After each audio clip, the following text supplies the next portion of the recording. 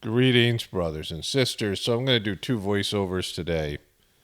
One is for this video. I'm going to show you a little bit of stuff. This is about Robert Kennedy Jr. And I've changed my opinions or strategy or whatever it is in terms of, I'm going to talk about voting and things like this. I don't vote. And that's been my policy for various reasons. But I heard two very compelling interviews with Robert Kennedy Jr., and I'm going to talk about that in just a moment. And then I have a voiceover I'm going to do explaining the Gratefullness meditation system and, the Sagemark system of meditation that I do on my Gratefullness meditation channel. Those of you who have not subscribed to that, that would be great if you did. I may use it as a backup channel in the future. And I would like to get it monetized. You need 10,000 subscribers to get it monetized. And right now they're running ads on meditation videos. I don't want them to run ads on. And so I'm hoping if I got monetized, I turn off the ads, they wouldn't run ads on it. And so it's at 1,300 now, so I need a lot of subscribers over there. But it'd be great if people did. It's linked in all the description box of my videos. But I'm going to do a sort of introductory video voiceover. So that won't be published for a while, but it's just, I'm going to do it today because it's fresh on my mind. But the thing to do with RFK, I first wanted to say this, that I am very sure of one thing in terms of everything that I cover here. The primary thing, it's the most important thing to be sure of, which is the system can't be saved. And the reason it's the most important thing when we're covering what we cover here, whether it be any subject that I cover here, the idea that the system can't be saved, it's everything in terms of what you do with your time and effort, how you utilize your time, your effort, your life here on planet Earth, right? That you don't waste it trying to save a system that can't be saved. There's a saying like women who have suffered suffered through men. I'm not, not a feminist saying, but a true saying that if a man says he doesn't want to change or can't change, believe him, right? And so people will waste their whole lives trying to change people, change systems that aren't broken because they're doing what they're supposed to do. And they can't be changed the way that you might see some sort of idyllic world or some, whatever it might be. And you're trying to change something that can't be changed. It isn't supposed to be changed. It's already is what it's supposed to be. And our system is what it's supposed to be. And from that perspective, if this system is what it's supposed to be, and it's supposed to be destroyed because it's, a bad system, then the people who are destroying it, these corrupt leaders, politicians, people behind the puppet masters, the controllers that are self-destructive in nature and are trying to destroy the system, are in a way doing God's work intentionally or unintentionally. And whether it's undesirable for us or not, it's what needs to happen. And I'm sure it needs to happen. The sooner it happens, the better. Not for me, not for you, but for the world, for the future, our future incarnations. I mean, the less damage that's done, the better. And the sooner it happens, the less damage that's going to be done to the planet, to the, wherever it might be, right? But this story ends one way, and that is the complete destruction of our current system. Now, you could say the system's the problem, but it's really the people, right? The people have created this system. The system can't be changed because it's the way that people have made it. So people have to change. So the job is to change people. And how do you change people? Well, you change yourself, right? There's only one answer. You're changing yourself. And that, this is in parallel to the video I'm going to make, the voiceover on my other channel. Everything's about changing yourself because that's all you can do. You can't change other people. You can't change the system, but you can evolve and change yourself. And if enough people do that, then we would create a system, changing in a good way, because you can de-evolve. You can go back to a animalistic, golem-like change, where you change from like what was a hobbit to to a golem, right? Something like that. You de-evolve. You go back to a very primitive Neanderthal-like animal existence, and in whatever way that manifests in terms of darkness and being foul. Like I was just watching that Rings of Power miniseries or whatever.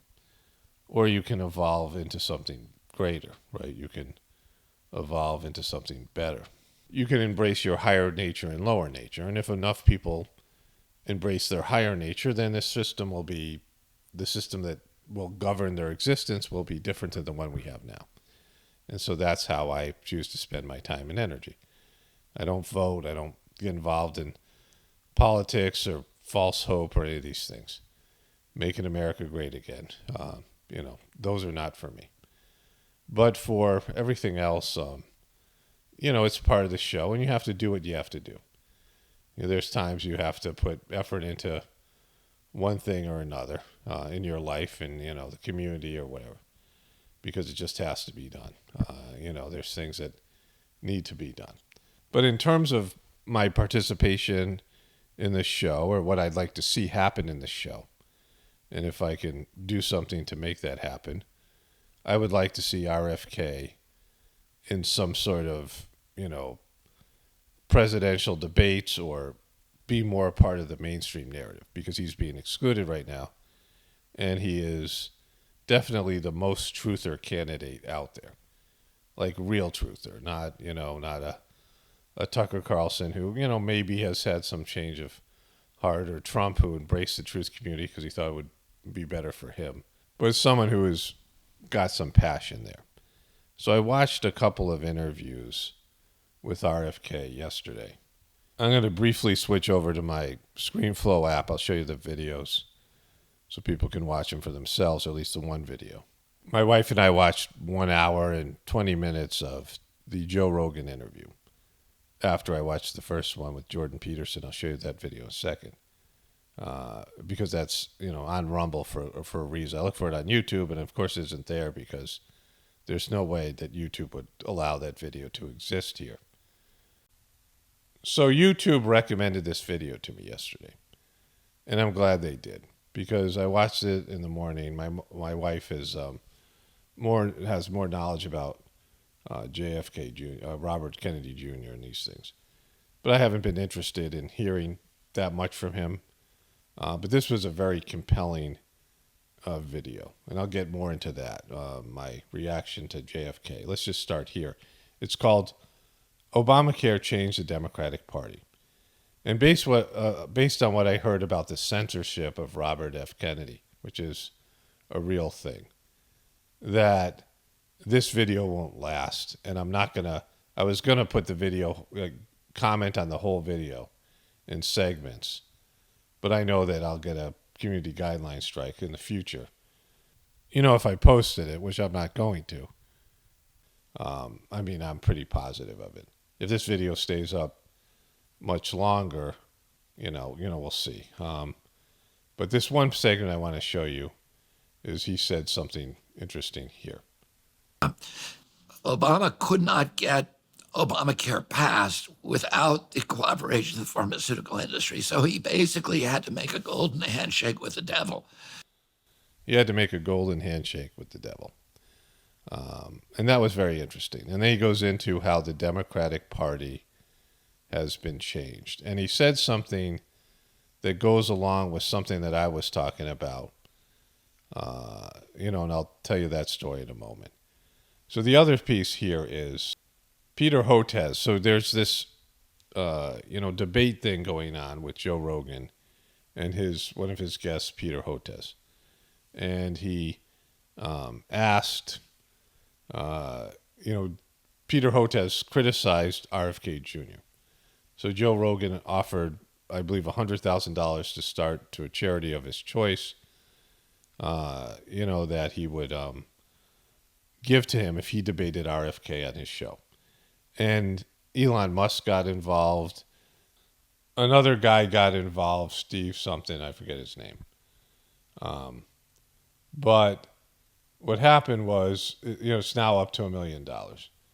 Elon Musk got involved here when he said, it went back and forth. It started off with, Peter, if you claim that RFK Jr. is saying misinformation, I'm offering you $100,000 to charity of your choice if you're willing to debate him on my show with no time limit. And this, he said this, Spotify has stopped every sort of trying to stem Joe Rogan's boop. That was a little, that had a different twist. Misinformation. It's really true, just awful. And if all the online attacks I'm receiving from this absurd podcast, it's clear many actually believe this nonsense. And so Joe Rogan said, that's a non-answer. He said, Joe, you have my cell phone, my email, always willing to speak with you. And he said, well, this. And then Peter Hotez says, he deleted this tweet. Be serious, Joe. That's what you throw out for hunting buddies on a weekend. A $50 million endowment, which you and Spotify RFK can easily afford.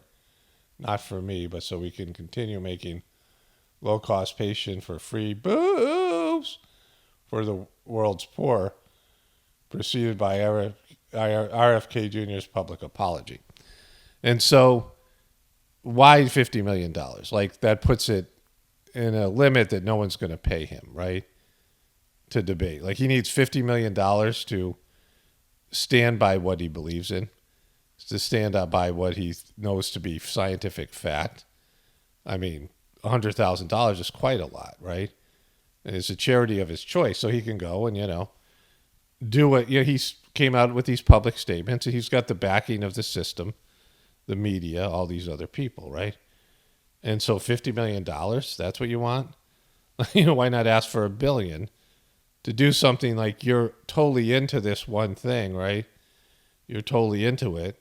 You want to make these things available, the boop, available to everybody. Then why not go out there and destroy RFK? And it says, Peter, if you claim that RFK is saying is misinformation, I'm offering you $100,000 to be the charity of your choice. This is like, grown to over $1 million. And his net worth is, Peter Hotez' net worth is $35 million. But he wants $50 million to debate somebody when he's went on Joe Rogan's show for free. Joe Rogan doesn't pay his guests. And so people go there to be promoted. And there's a reason behind all this, right? I'm going to get into the whole RFK thing in a moment here. I just want to show you this first. They won't debate him because he would crush him. RFK would obliterate him, and I, now see that based in the things he was saying. So I'm going to come back to all that. I want to switch back over to the voiceover thing here. Okay, so one thing I want to add here before I get to my voiceover, I'm in the editing, yeah. I'm in the editing process. The one thing I meant to mention, and I thought I was going to do in the voiceover, but I just didn't get to it, that the establishment, these guys won't debate RFK because they don't want to legitimize him. They don't want to make it seem like it's even a debate. That's what they say. That if they debated him, they would make it seem like they both have a legitimate point of view. And he's just a crazy conspiracy theorist, anti-boop, or it just shouldn't be platformed like, Don Lemon said, I'm all about the Constitution, the First Amendment. I just don't believe that other people who don't agree with the official story should have a platform, right? They should be censored. And so that's their position. And yet this guy was willing to sell out that position for $50 million. He won't do it for 1.2 or 3 million that's going on now. Like, he keeps on going up. And no one else, it's not just him. Any of these people could. If it's such an easy way to squash the disinformation, if you can just kill the disinformation with your science, then why not do it? You could put this guy's candidacy and just expose him for what he is and all the rest of it. All you have to do is show up with your science and, and crush him. and then it would be over with. And Joe Rogan, all these people would say, "All right, you won. You're obviously, this guy's a joke, and we could, get rid of all this stuff." But you don't have it. That's the truth. You don't want to debate because you know you lose, and I get into that here in the voiceover. Because if you did, you would just go out there. You wouldn't be such a boop. That's a P word. You wouldn't be such a P word, grab him by the P word. And you just come out and do it. Like, otherwise you shouldn't have posted stuff because you're getting rolled here. But anyways, and you're lying about it. So here's the voiceover. Okay, so let's go back to the golden handshake with the devil that Obama made.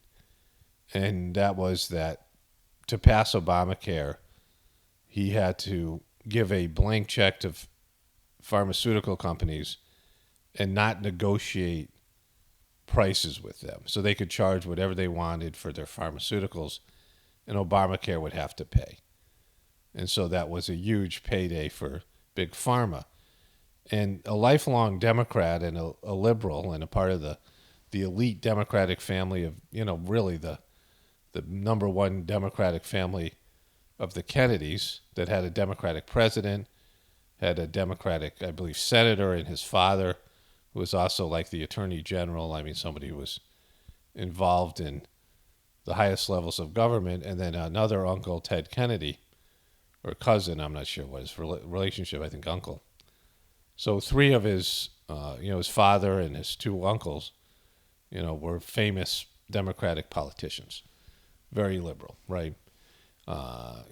Family. And he said that he watched the Democratic Party then start taking donations from the pharmaceutical company. But then he said something that was really even more interesting that happened. And he said that when Trump was won in 2016, that anything that Trump said or was for, the Democrats would immediately be against. I mean, that's their whole makeup now, which I've seen and documented, but this is an insider saying something that we all know to be true. So he said that when Trump came out and said that he believed, that he was telling some stories. He had three women whose kids became autistic, and Trump said the boob was the cause, right? Trump, started to say things about that that he believed that from these women's stories that the cause was, this controversial cause.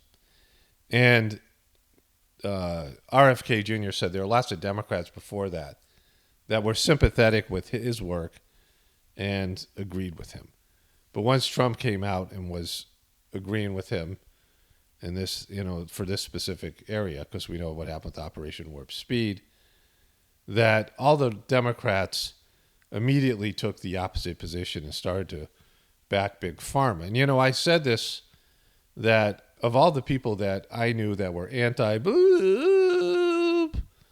the majority of them were Democrats.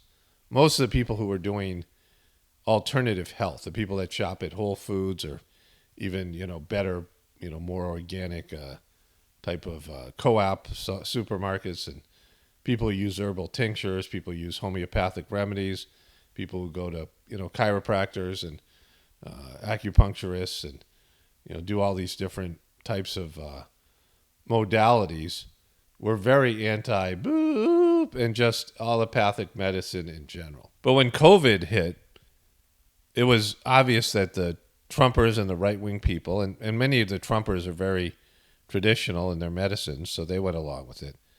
But some of them not, right? And it became a right wing versus left wing, and the right wing people were the ones that were embracing what, up to this point, I mostly associated with liberals and Democrats, which was alternative health, alternative health care, at least rejecting the allopathic mainstream model. And Democrats were therefore en masse, because they viewed it as a Trump versus Biden thing, were embracing something. Even though it was a Trump, Operation Warp Speed thing, the Democrats embraced it. It was one of the weirdest things I've ever seen, right? People throwing away their belief systems. So much so that my ex, who is anti-boop, a person, the person that actually kind of informed me about this, took the most recent one. I mean, my son told me this. I couldn't believe it. And I said, why? She's the most anti-boo person I know. He didn't even know this, right? Because my kids didn't get any of the boobs. And that is more to her credit than mine, right? And he told me, no, she still is. So he went and asked her about it. And like a couple of weeks later, he comes back to me. He says, no, she's still, anti-boo, but the boop is just morphine now, especially for this specific topic. On my other channel, I do this. And he said, but she thinks this one's different, the COVID one. And I'm like, are you serious? Like, like how did she come up with that? So it's just this whole political, I mean, the one that should be most avoided, it's just this political rhetoric, right? And there's just too much of this stupidity because it happens all over the truth community. Like there's a lot of just dumb people now in the truth community. People who aren't capable of abstract thought. People who have been extreme right-wing people who now feel validated because of what's happened with the liberal power grab and Joe Biden, right? Like I saw a bumper sticker the other day where somebody said, Joe Biden owes me gas money. And like that's your level of comprehension. That's what you want to put out there. And I've said this before. To get to the truth, you have to confront yourself and your own mistakes. And if you want to get to the truth, you have to it's painful. It has to be painful to you because you have to confront your own lies, your own belief systems the institutions that you had faith in, the things that you love in your life that are, evil in nature, at least they're part of the problem. You have to confront all that stuff. And if you don't confront it, then you're never going to get to the truth. Like you have to change yourself to get to the truth. And if you already believed you were a right-wing person beforehand, and now you're just gone more extreme to the right, you haven't changed at all. In fact, you've gotten worse. And there are a lot of people out there who are just kind of stupid and they very emotional and they, put out stupid videos that are very emotional and the people watch them are very stupid and they all think they're right and because they have now a group of people agreeing with their limited view on things. And I gave this example in my video yesterday on my other channel that I said, that I was talking about Madam Expiration Date. And this is 2 videos ago on my my Apocalypse Now channel. And I said, her music sucks. And if her music was good, if she had a song I liked, I would tell you, right? I wouldn't not listen to her song just because I dislike Madonna and everything she stands for. If she had something quality that she produced, Alec Baldwin, anybody, I would say it's good. Like if I watched a movie and, with Alec Baldwin in it, and he made some better movies and maybe, I don't know, maybe he was in a funny SNL skit or something, I would say that was funny. That was good, right? Like just because I say something sucks or I don't like a way a person has gone with their choices, I acknowledge that they are going to maybe produce something good. They might be good at something. I'm not a hater. And I said, on my playlist on my phone, I have some music. I have lots of different music. Some of the music I got from my kids and, whatever it is. And if I like something, I'll put it on my phone. I said, I gave the example of having Selena Gomez songs and a couple of songs from Taylor Swift. And Taylor Swift I've hammered in various ways in terms of her victim consciousness and what she represents and some of the stuff that she puts out there. But there's a great song called Exile she does with Bon Iver, whatever his name is. I don't even know what that is. Like that's a group or whatever it is. But, it's a wonderful song. And I got some comments and then I responded to those comments. One person said, how could you listen to that music? Another person said, oh, good, Paul's a Swiftie. And I said, you guys are both stupid, right?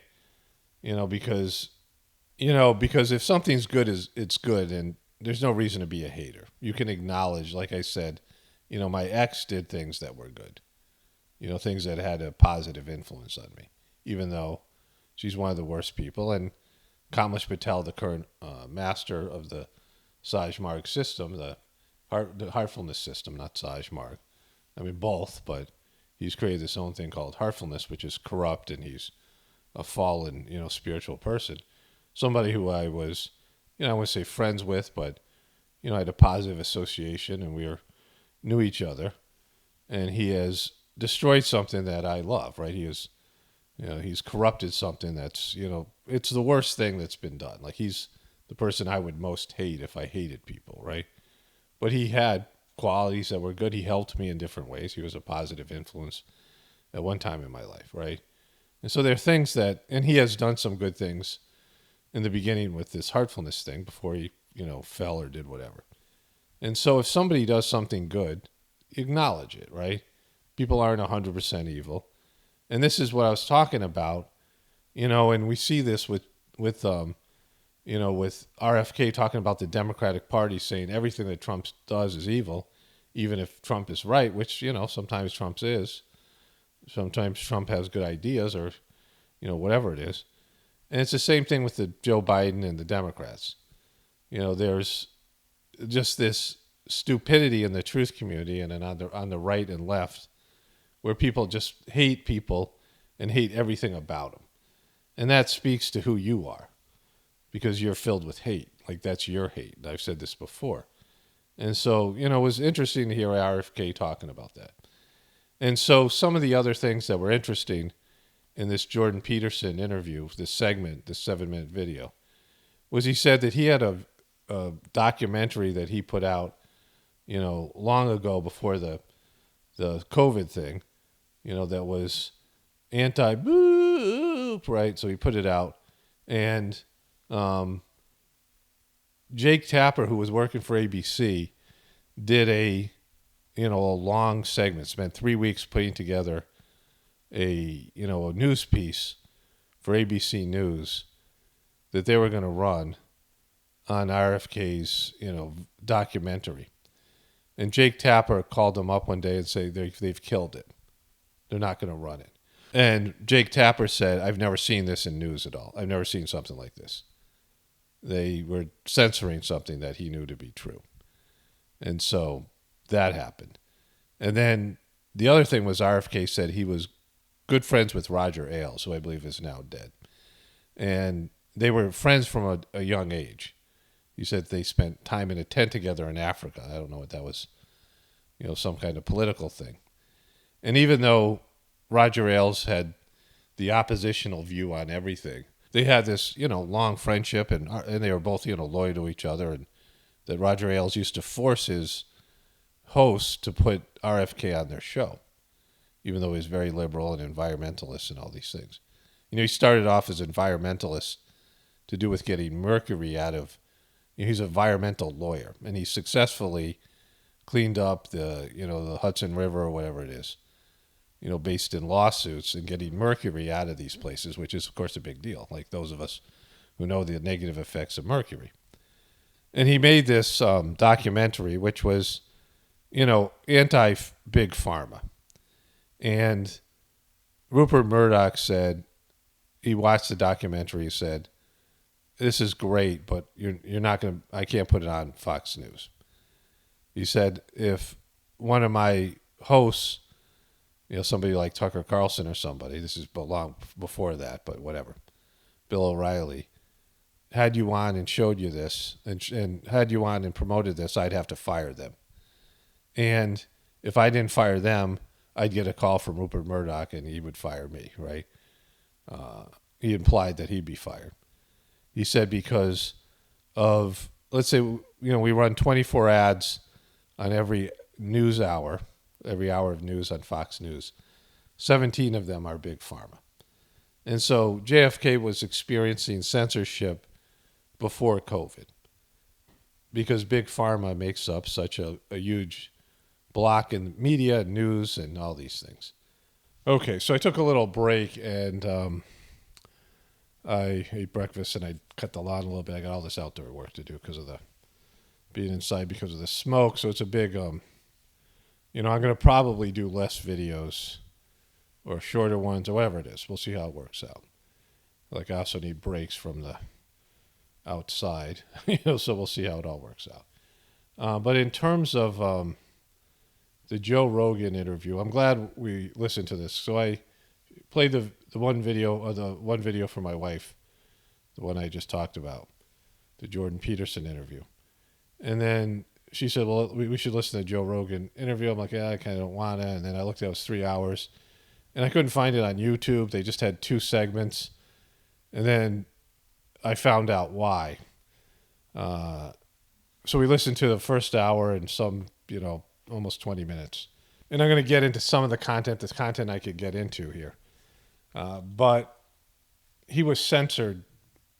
He's being censored on YouTube in an extraordinary way. So he did an interview with Mike Tyson and with Theo Vaughn. And both of them got strikes. They gave a strike to Mike Tyson, YouTube did. And Theo Vaughn was going to have RFK back on. He said, I can't do it because I'm worried about losing my channel. And this is how I make income. And so Theo Vaughn's a fairly well-known comedian. I guess he has a podcast. And so he, he got striked. He got a strike. And all of RFK's stuff on YouTube, he says he posts stuff on YouTube all the time. So this is, if you're not aware of the history here, there was, and this happened when I was, just a child. Like, I was born in 1964, and JF Kennedy was assassinated in like 63 or 64. So I was barely alive. But I grew up in the post-Kennedy era. And, the Nixon era and all these things. And now, we have this information coming out that like HBO had a Nixon comedy they did with Woody Harrelson playing E. Howard Hunt that worked with Cubans who, these Cuban exiles who, along with some of these other shady characters that in the show, they made it pretty clear that they were responsible for, CIA, they worked for the CIA, that they were responsible for Kennedy's death.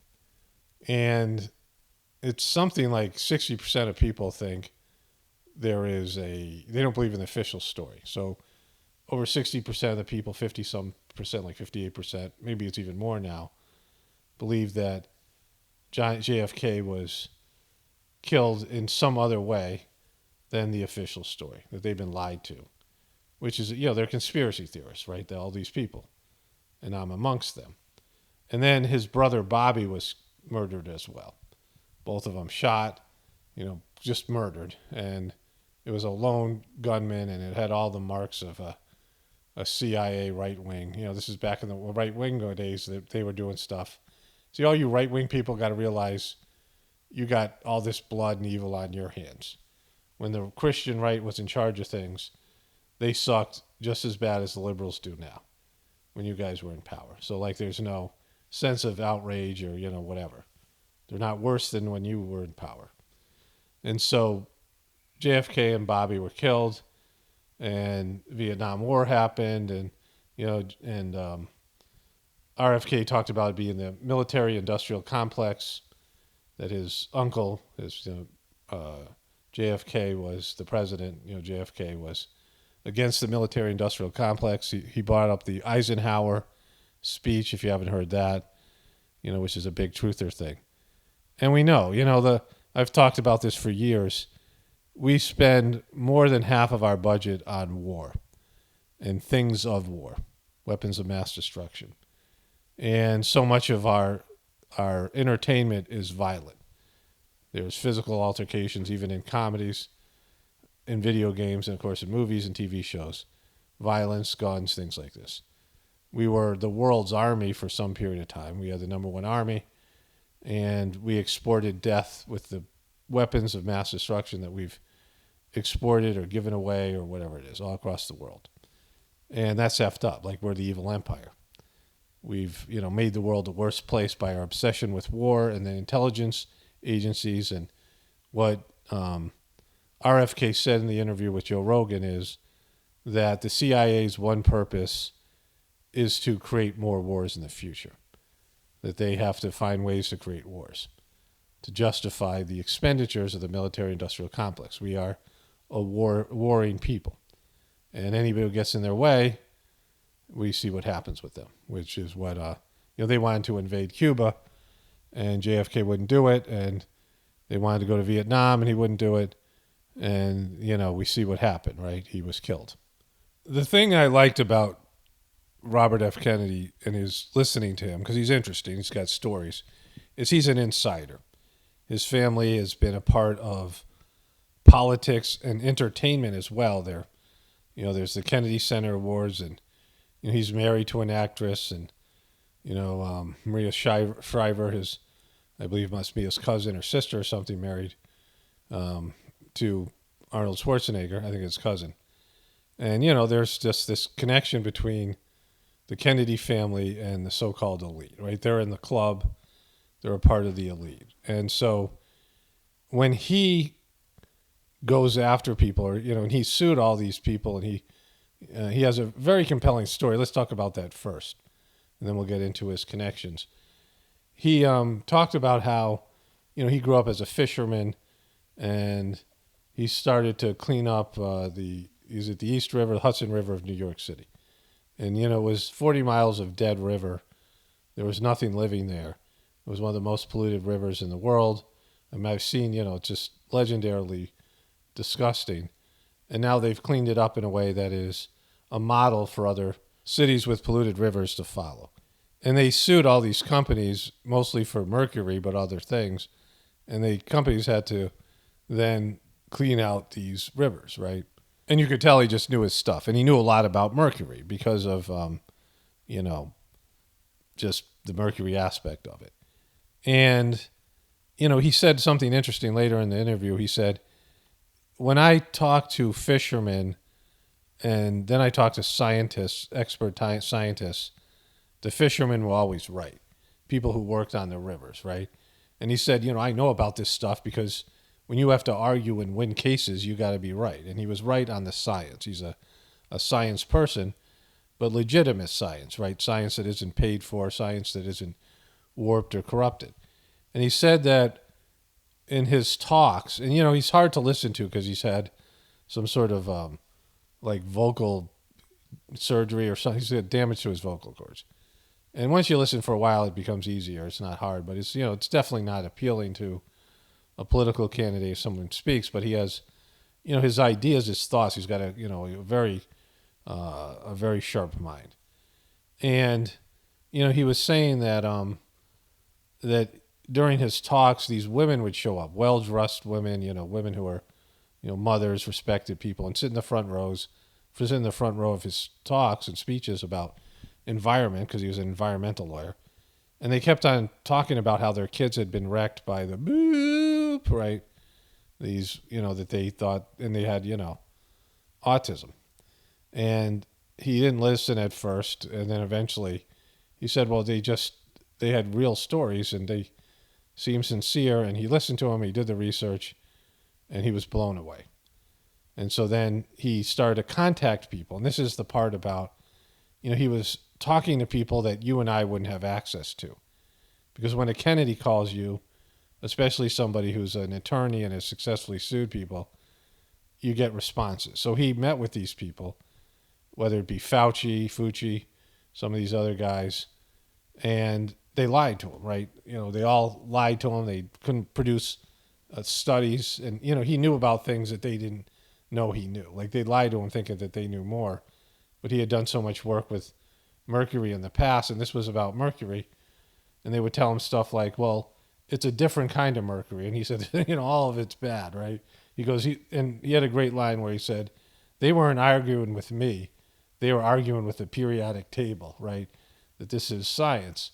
And, as he went through this, it was interesting because he had access that we wouldn't get, right?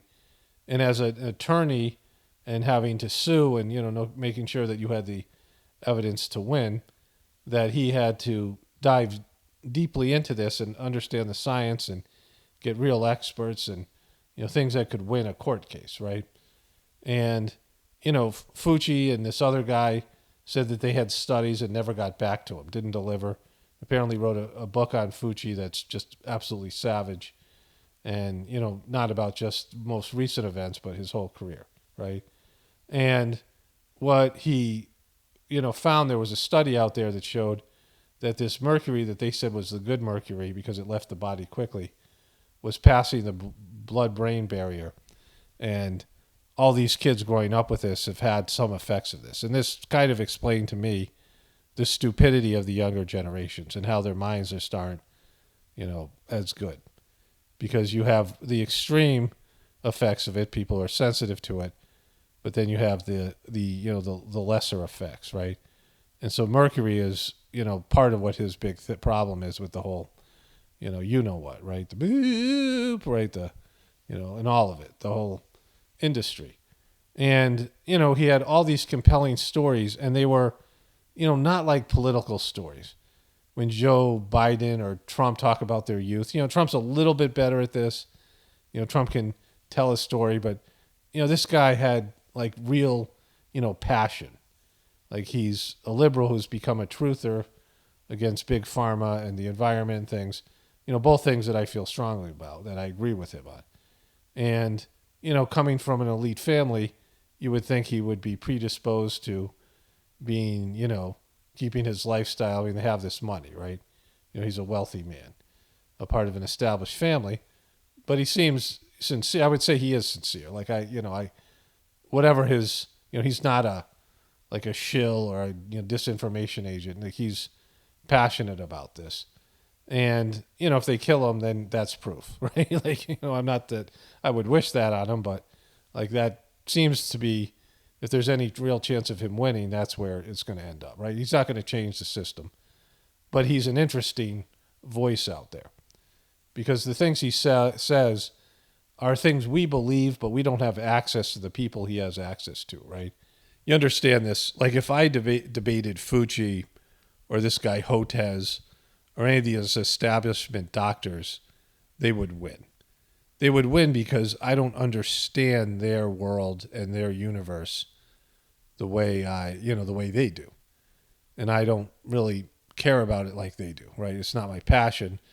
And so I can't pull up the scientific reports and say, and interpret them, right? Now, I'll come back to this. There's another point about the religion and science I want to get to, but that's connected to what I'm saying here. So I'm going to talk about this again in a different way. But in terms of a debate, you can't win if you don't know, you're not on their level of expertise. Like it's hard to debate somebody when they know so much more about a subject than you do and you don't really understand it. Even though you might know they're lying, it's hard for you to produce the evidence and you get slaughtered by the details, right?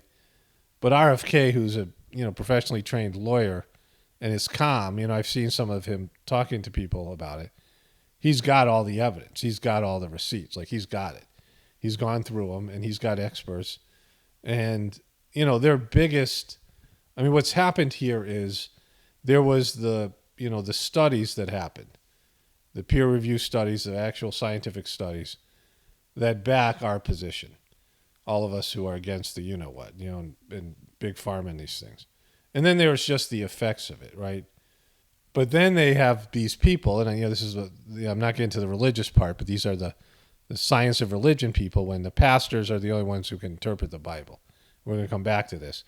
And they're the ones who are the experts, and they're the only ones who can read the science, and they're the only ones who can comment on it.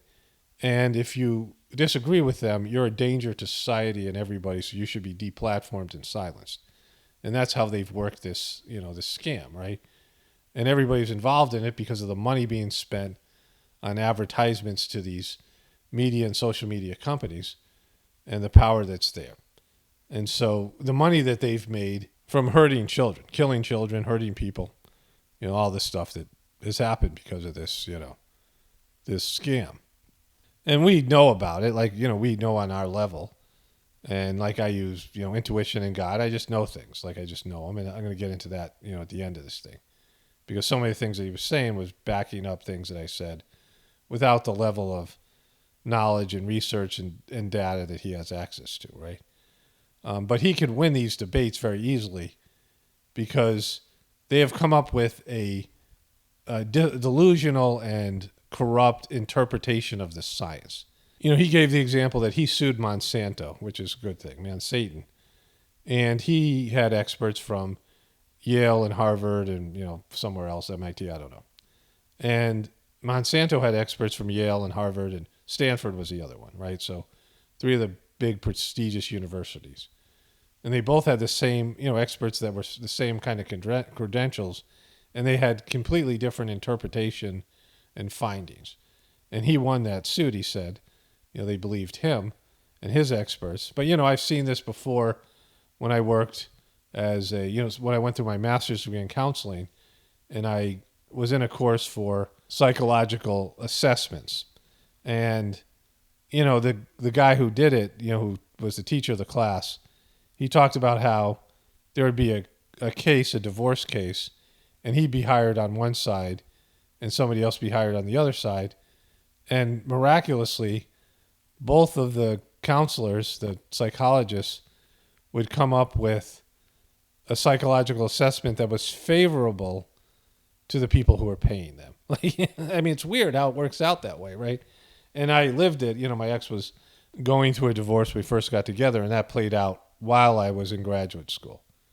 The same thing, where, we hired a psychologist and they hired a whatever, and these things. And that's how it works. Same thing with scientists, and I've talked about this. You can buy anybody, people are corrupt, or you could, coerce them through threats or whatever it might be. And, people will misinterpret data purposefully. This is, the whole idea of the religion of science, right? I might as well talk about this here. So when they said that during COVID that you couldn't go to church, and again, I'm not a Christian. I believe in, connecting to God directly, and, I have the whole Gratefullness Sajmark meditation that I've been doing for years. But, this is more about faith versus science, faith and, being a faith-based person or a science-based person. And you can be both. You can be a person of science and a person of faith. But they said your faith isn't going to do anything. And if you gather, you're going to die in your churches. And so this is where the religion of science was now have more authority over people than the religion of religion, right? Because the Christian religion ruled was the most powerful force in our country. And nobody was telling them they couldn't go to church, Christians. And all of a sudden they were. And I could see a switch now, right? Where Christians weren't allowed to go to church because, science was going to save them, not God. And their silly religion, it was okay. But when push came to shove, if something, was dangerous about their religion, in this case, the spread of COVID, then science ruled. And I was like, wow, it's happened this quickly, right? And we've seen a turn. And Joe Rogan and RFK started talking about how science has become like a religion because, they had their similar points of view. Now, I said this without the knowledge experience that RFK has with all these things. But I just could see it, right? I can just see things. And it happened a few times in this interview that they ended up saying things that I had said, years ago without, any of the data that he has access to. Because, you can just, there's different ways of being able to perceive the truth. But I, wouldn't win a debate on that, right? I wouldn't, because people want concrete evidence and facts and things. And, I have some of that, but I'm not really into it because I just need to know for myself. Like, I don't care about the rest of you. You guys got to make up your own decisions, right? It's my duty to put out the information that I have, right? But the religion of science is, back in the early days of Christianity or different phases, the time of Martin Luther, only the clergy could read and own Bibles. And so they could say stuff, a pastor or a priest or whoever it was, priest back then, Catholic Church, could say, it says in the Bible, I get to boop your daughter or your son or whatever it is, right? And the people couldn't say anything about it because they didn't have access to the Bible. The Bible was written in Latin, and many of the people didn't read Latin, and you couldn't own a Bible. And so whatever the church said was, the authority of God, right? This is the Queen of England, the King of England now. They're considered God's representative on earth in their own religion, that they're somehow spiritual, even though they're very materialistic and not very saintly. And whatever they do is the will of God, even though, they have this firm of, insiders and handlers that run the decisions and, all the pressure that's social and economic. But, they say they're listening to God and doing God's work. They can't do wrong. They can only do what God wants them to do, which is very dangerous, right? And now science is like that because they're the only ones, like Fauci is the only one who gets to interpret scientific data. And if you're a doctor or a scientist who disagrees with them, you are ostracized, deplatformed. You're going to lose your job. You're going to lose your livelihood. You're going to be disgraced. You might be killed even. So this is what's happened, right? This is the time of religion of science. And it's not true science. It's a corrupt science that's based in, at the very least, economic interest first and foremost. And I've talked about this before, how, this is a for-profit medicine. They're in the business of you being sick. The more medications you take, the more doctor visits you have, the more you're relying on them, the more money they make, the more power they have in your life. That's good for business, right?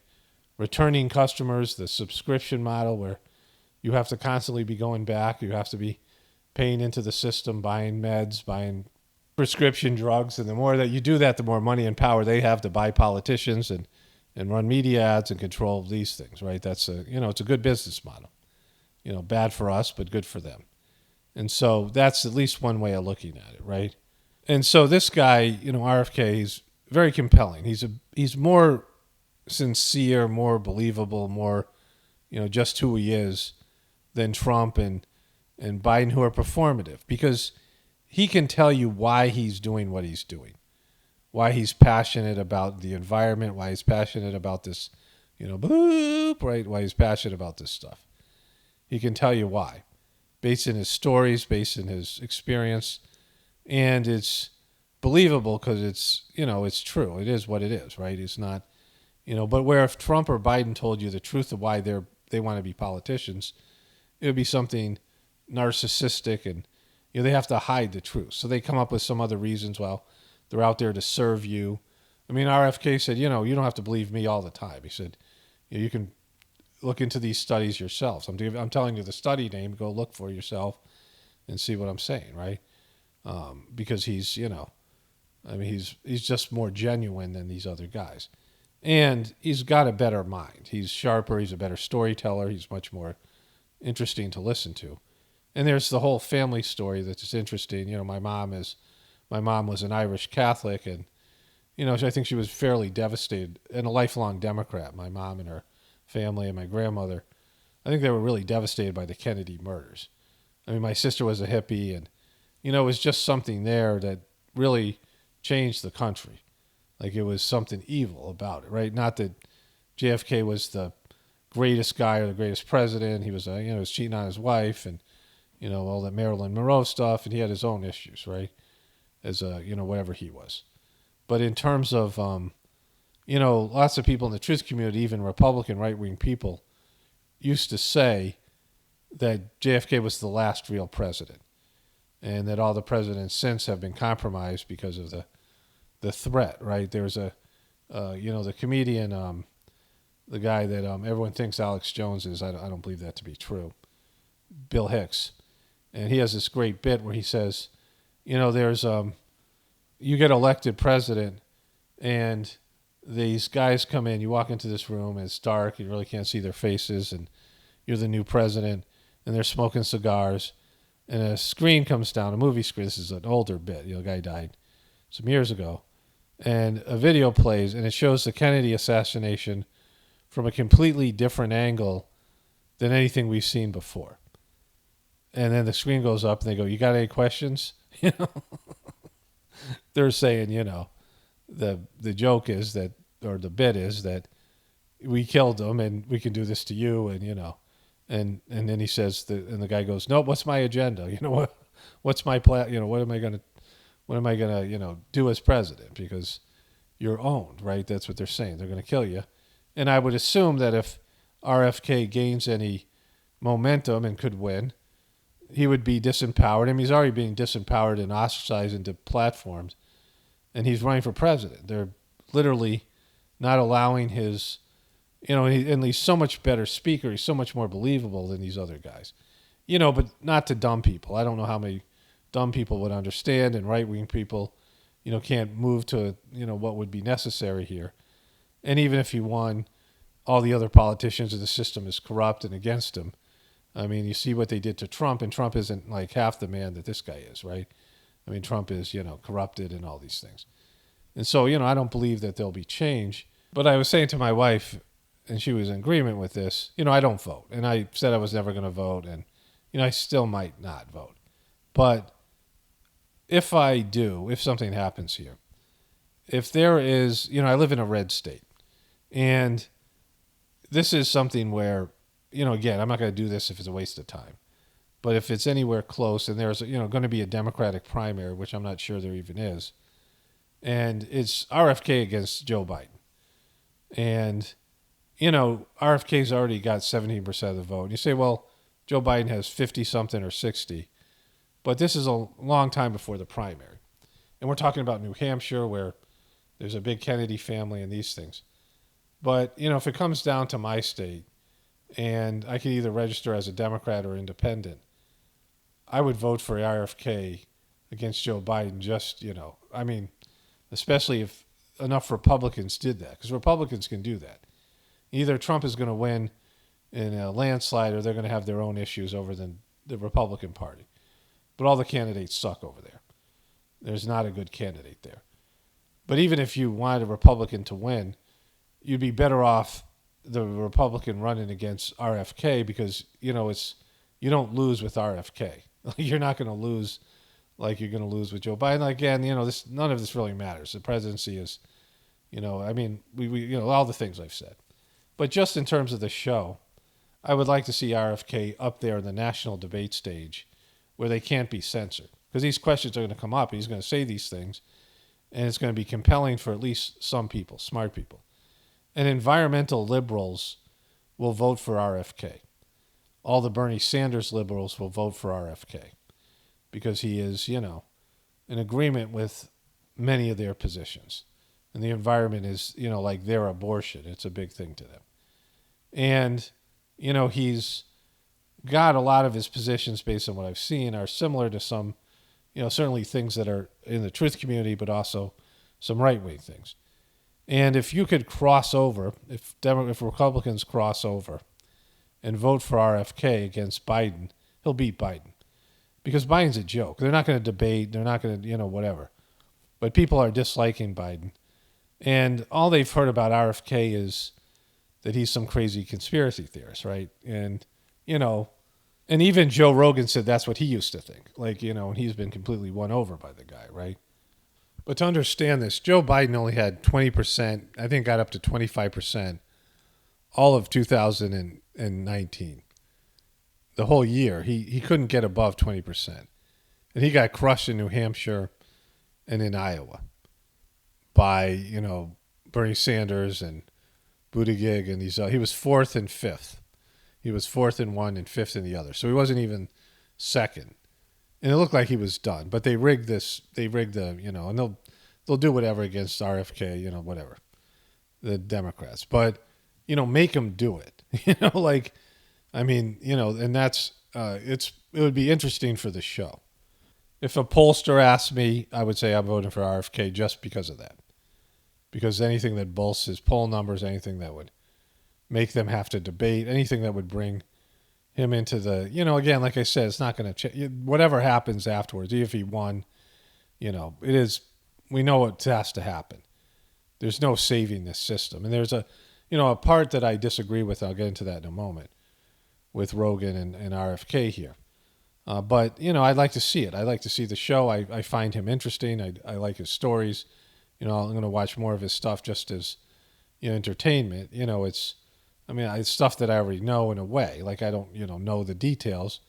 Like there was just all this confirmation. He ended up talking about, the things that I've said in the past. So when this first became an issue, I looked up, this idea of a medical sort of oligarchy, the religion of science. You guys can remember this from some of my older videos that aren't, public now, but they were there. And I look up autism, and he said the same thing, right? This is something that he knows, more in a different way. Like a legitimate way. Mine's more etheric. My more is just perceptive. And I looked at the chart, and I saw from 1970s, it was 10,000. 1 out of 10,000 kids had autism. And RFK was saying this, like he said this to Joe Rogan. All these diseases that have happened, where they come from.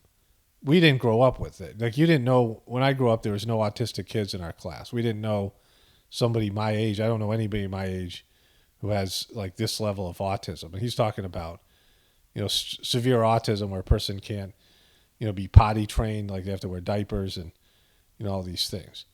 It's relatively new. But over the years, it's gone from 1 out of 10,000 to now 1 out of 30 or even less. So 1 out of 30 kids has, this severe autism or whatever, this thing is, right? These conditions. And, when I looked at that, you guys remember what I said was, well, we're supposed to trust these organizations, these official organizations, but they failed on this because this has gotten worse from going from 1 in 10,000 to going 1 in 30. And if it isn't the you-know-what, if it isn't, okay, then what is it? Why don't you guys know? It's your job to know, Fucci. It's your job to know these people that we're supposed to listen to as experts because they've already failed in heart disease and cancer. Because if I go to Walmart, I'll see some obese parents with obese kids walking through the store, and they got a whole grocery cart full of cancer and diabetes and heart disease, right? They're pushing a cart full of heart disease and diabetes and cancer and God knows what else. And it's just allowed. Like if these people want to save your lives, the reason that they'll ban people on YouTube, they ban these videos of RFK, is because they say it's going to put people in harm's way. It's gonna. They're trying to save lives, like Fucci said. I'm saving lives, right? And what you're really doing is padding your bank account with, big pharma money. Because if they really were about saving people's lives, they would stand in front of the grocery store and swat cigarettes out of people's hands. I mean, they've been selling cigarettes for years, which we all know cause lung cancer, and people are doing it. People are willingly, doing something that they know is going to lead to, bad health issues. And they're selling foods that we know are toxic and poisonous.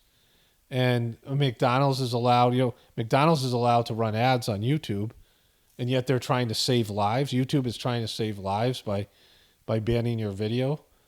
Well, that's not, that doesn't add up. They wouldn't let McDonald's run ads or Taco Bell or Burger King or any of these fast food giants or any of this crappy food. There's so much poison and toxin out there, right? And so, I had said this, and I'm hearing him and Joe Rogan talk about it, right? Because, like RFK has it from a scientific position and being a lawyer and going through this process that he's gone through. But I can see it. Like we're supposed to listen to these guys, but we know they don't have our best interests at heart because they're selling poison. I've talked about reading the ingredients, how exhausting it is because we have to read the ingredients. So much so, I just did a video on my other channel where like 7 out of 8 kale samples had forever chemicals in them, even organic kale. So you're buying kale. The reason you buy kale is for your health. I mean, I kind of like kale, but I'm not, nobody's partying with kale, right? And we have this kale that grows around our farm. Like we were growing kale, and then some of the seeds made it into the pathway. We didn't plant any kale this year. And we have these 2 giant kale plants we've been eating, for a better part of the spring and summer. It's amazing. It's the best kale I've ever tasted.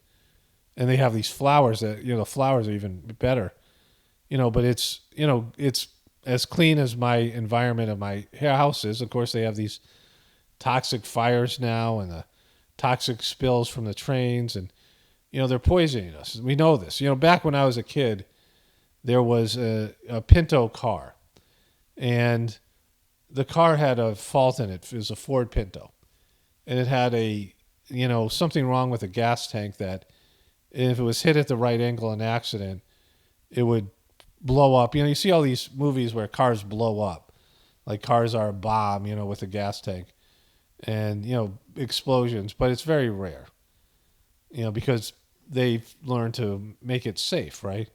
But the Pinto wasn't. And people were being incinerated in these cheap little economy cars. And Ford, 60 Minutes, back when there was like real journalism or something close to it, did a report, and they found that there was meetings that took place where Ford, the executives, they calculated that each person's life was $160,000 or something, like $300,000, something like that. I think it was 100 and something. Again, this is years ago when that was a lot of money. That's probably like $1 million now. And that each person, that was their life. And they calculated how many of their cars would end up burning people alive or killing people. And they said, if we have to pay, $100,000 per person, it's cheaper not to recall the cars and just let some of these people die. And it was the first time you had this like idea that corporations were so evil that they put profits ahead of people, and that it was, systemic. And, this became more and more, people realized this more and more, that this is how corporations treated their customers, how they cared about them, that they looked at them as a certain monetary value, and, they would put them and their families in harm's way based in that, right? And, so you have businesses that are willing to do that, and people are willing to sell out other people for profit in mass amounts. Then you have to read the ingredients, because just because they say they're clean, the food is good, or it's healthy for you, that doesn't mean it is, because the FDA can be corrupted, which it is, and government agencies, scientists, everyone. And so we're constantly having to read the ingredients, whether it be food, whether it be the oxygen, the air that's out there now because of the fires, whether it be the 5G. They got into 5G a little bit. So, he then said it might not even be this one thing, that he's been the mercury thing and the bloop, right? It might not be this one thing. He said, because we live in a toxic wasteland. These kids are growing up in a toxic wasteland. And he said, all these kids have chronic diseases. And they start talking about Wi-Fi, which I've talked about, and is in the Whispers of the Brighter World messages, where Babaji, he was somebody, a second master of the Sajmark system, and he gave these channeled messages to this French woman, who's someone who's got huge physical issues. She had a horse accident when she was a child, and chronic back issues. She can't leave the house, but she's a great medium. And these messages talk about Wi-Fi, electromagnetic poisoning, not just Wi-Fi. Of course, Wi-Fi is 4G is microwaves. We all know what microwaves does to flesh. Put a steak in a microwave and cook it and see what happens to it, right? If you overcook it. And then 5G is millimeter waves that are even more powerful and smaller. The smaller they are, the more powerful they are. But then there's all the other stuff bouncing around, the Bluetooth and all these things. And, he says there's studies out there showing that it's horrible for people and, health-wise and all these other things, which I've known for years. And both of these things, right? The problem with RFK and Joe Rogan in this thing, like Joe Rogan did a good job of just letting RFK talk. But, he had it was a good interview, what I've listened to so far. I'm sure the rest of it is just as good. But they were saying this is just based in profit, which it is. Like, there's money to be made here. And it is a dirty game, but it's profitable. But also there's something more here. And it's about depopulation, weakening people. It's about control. It's about, just being, anti-God and demonic and twisted. It's about being sadists and really like, horror film. I mean, there's, levels of depravity here they weren't willing to talk about, but it's there, right? Like, it's not just about the money. It's about all of it, and all of it's evil, right? There's nothing here that's other than the fact that the system has to come down for the betterment of everybody, right? I mean, I don't care about this disagreement because it doesn't matter. Like, it's all going to go the way it goes. I don't care what other people think. I don't care what I think. It's just deciphering what each one of us needs to do. And for me, it's clear. I have to work on myself spiritually, make myself the best possible person, and prepare for a world when the system that I'm 100% dependent on isn't there. And that's what me and my wife are doing. We were already talking about this because of we suffered from the Canadian fires, and we were saying, God knows what it's putting into our soil and things like that, which we can't control. But I'm tired of being dependent on food from corporations and stores and, whatever companies that are, they're part of the beast, and they can slow kill you, they can fast kill you, whatever. When we can grow our own food, and we can make our own medicine. My wife's getting into making tinctures, and she's made quite a few of them, and things that I've been using for years. So it's great. She's found a good resource for that, and we have all these great things growing. All these natural, healthy plants grow around here. I mean, weeds are often have this, whatever it is like, and so we're really even more now committed to growing our own food and getting away from all of it, like, and just not having to deal with all those things, right? And the level of income the amount of money we spend on food, it's probably like our number one expenditure. And so, I mean, it's just, it relieves you of that. We've been eating, we had our cows processed, and it's amazing. The food's just so much better, and it's a lot. Like, it lasts years. There's so much. Like, we have, we had like 25 boxes of hamburger, like, just crazy amounts, like enough for like 2 or 3 years. We, I don't know how many pounds of hamburger a week, right? And there's all the other things, plants, and again, we can't control the toxicity in the air and the ground and all the ways they can get us, but we can do our best to localize our existence. And it's just we're going to be healthier and happier and being outside, absorbing vitamin D and working outside, doing things we like to do. Less time on the computer, less time on Wi-Fi, less time on all these things, right? So we've committed to that. But like I said, I don't want to vote again. I don't want the hassle of it. I don't believe in it. I don't believe the system can be saved. But I like RFK as a character, and I'd like to see his story out there more, because it's he's definitely his version of being a truther, right? Very compelling. I enjoy listening to these things, and it's again, somebody who is, if he calls you and you're Fucci, you have to meet with them. Like, this is a establishment insider, part of the elite club, and so he's got access to information. He was naming names, and saying things about it, right?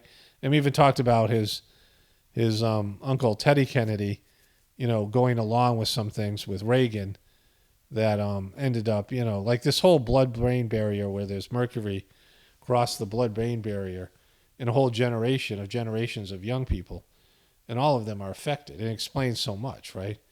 Like the twisted morality and it's just everything with the internet. I mean, these kids are growing up in hell, right? They're growing up being, toxified in ways that we never were. And, they don't have, I mean, we've handed over a worse world to them. And we're, in some ways responsible to throw them as much of a lifeline as possible, getting the information out. And, like, the system can't come down soon enough. I was saying this to my wife, because as long as the system goes, it's just going to be worse. It's idiocracy at its finest. So these are my thoughts. I'll probably have more things to say about this as time goes on. But, like I said, it was well worth watching. I found the thing on Rumble because YouTube would never play this whole thing. And again, if YouTube was truly about safety, they would not allow advertisement from any fast food, any, alcoholic beverages, any of these things, right? wherever they're, they wouldn't run ads from. I mean, I don't know if they do it with alcohol, but they certainly, McDonald's and Walmart, I mean, all these places, they wouldn't run ads from them. Any of these establishment places that deal in toxicity and death and these things.